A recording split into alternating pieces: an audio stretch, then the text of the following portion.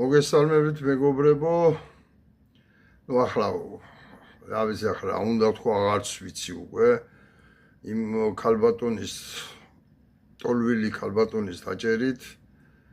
არ ვიცი ახლა რა ზღვარს გადავიდნო ახლა ზედმეტია მისაუβარი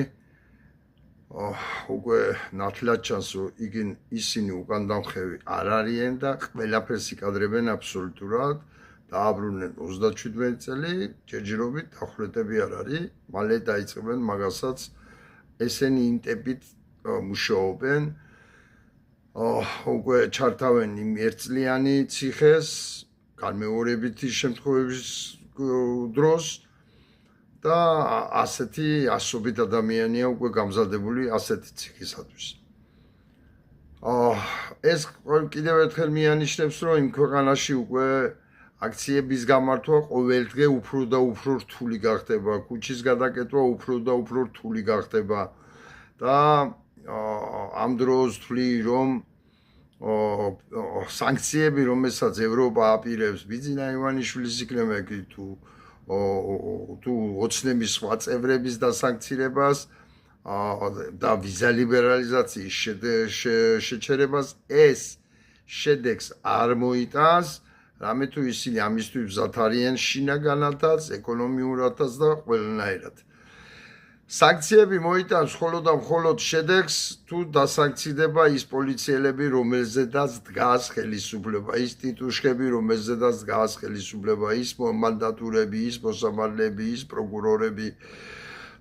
ის სუსის თანამშრომლები. აი ისინი თუ დასანქცირდებიან, ეს მოიტანს უფრო შედეგს. და აქედან გამომდინარე